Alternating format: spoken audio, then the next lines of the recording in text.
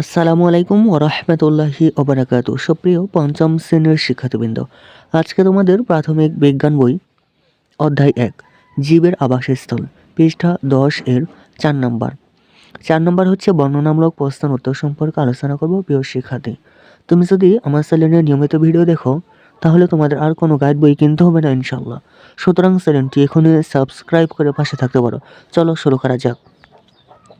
৪ নম্বর বর্ণনামূলক উত্তর প্রশ্ন। ক নম্বর প্রশ্ন হচ্ছে স্থলজ উদ্ভিদ ও প্রাণীর বৈশিষ্ট্যগুলো কি কি? খ নম্বর প্রশ্ন হচ্ছে জলজ পরিবেশের উদ্ভিদ ও প্রাণীর বৈশিষ্ট্যগুলো উল্লেখ করি। গ নম্বর প্রশ্ন হচ্ছে সামুদ্রিক পরিবেশের প্রাণীদের অভিযোজনের ক্ষেত্রগুলো কি কি? উদাহরণসহ ব্যাখ্যা করি। প্রিয় শিক্ষার্থী, ৪ নম্বর এর প্রশ্নগুলোর উত্তর তোমাদের দেখাচ্ছি, তা তোমরা দেখে নিতে পারো। চলো শুরু করা যাক। পঞ্চম শ্রেণীর প্রাথমিক বিজ্ঞান বই অধ্যায় ১ জীবের আবাসস্থল পৃষ্ঠা ১০ বর্ণনামূলক প্রশ্নের উত্তর। ক নং প্রশ্ন হচ্ছে স্থলজ উদ্ভিদ ও প্রাণীর বৈশিষ্ট্যগুলো কি কি?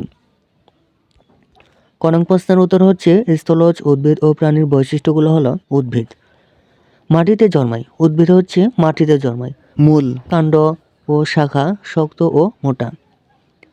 পাতা পাতলা বা কাঁটাযুক্ত হতে পারে। কিছু উদ্ভিদ ছায়াযুক্ত স্থানে জন্মায়, যেমন ফার্ন, মস। বড় গাছের নিচে ছোট উদ্ভিদ বাস করে।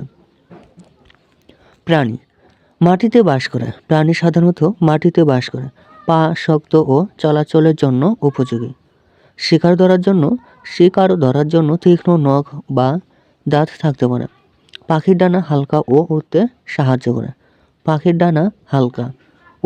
সাহায্য করে।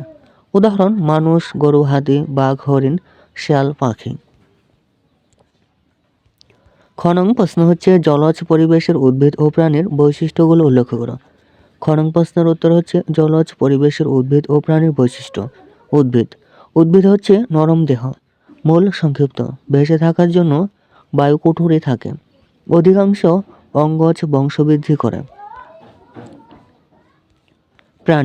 প্রাণীর দেহ সাধারণত চ্যাপ্টা থাকে, মধ্যভাগ চওড়া থাকে ও মাথা লেজ সরু। পাখনা ও লেজ সাঁতার কাটতে সাহায্য করে। ফুলকা বা গিলার সাহায্যে পানিতে শ্বাস নেন। উদাহরণ শাপলা, পদ্ম, কচুরিপানা, মাছ, কুমির, ঝিনুক।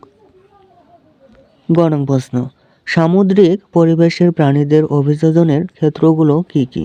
উদাহরণসহ ব্যাখ্যা করি। গ নং প্রশ্নের উত্তর হচ্ছে সামুদ্রিক পরিবেশের প্রাণীদের অভিযোজন। সামুদ্রিক প্রাণীরা লবণাক্ত পানি ও প্রবল চাপ সহ্য করতে পারে।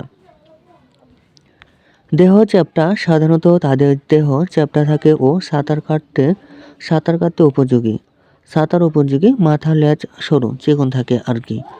তারপর হচ্ছে দীর্ঘ সময় বাতাস রাখার জন্য ফুসফুস বা বায়ুভর্তি থলি থাকে। তাদের হচ্ছে ফুসফুস বা বায়ুভর্তি থলি থাকে। আত্মরক্ষা বা শিকার ধরার জন্য আলো, রং বা বিষাক্ত তরল ব্যবহার করে। উদাহরণ তিমি, ডলফিন, অক্টোপাস, হাঙর, জেলিফিশ। প্রিয় শিক্ষার্থী, এ ছিল তোমাদের পঞ্চম শ্রেণীর বিজ্ঞান বই প্রথম অধ্যায় জীবের আবাসস্থল পৃষ্ঠা ১০ এর ৪ নম্বর বর্ণনামূলক প্রশ্নের উত্তর। প্রিয় শিক্ষার্থী, তুমি যদি নিয়মিত আমার চ্যানেলে ভিডিও দেখো তাহলে তোমাদের আর কোনো গাইড বই কিনতে হবে না ইনশাল্লাহ। সুতরাং চ্যানেলটি এখনই সাবস্ক্রাইব করে পাশে থাকতে পারো। ধন্যবাদ।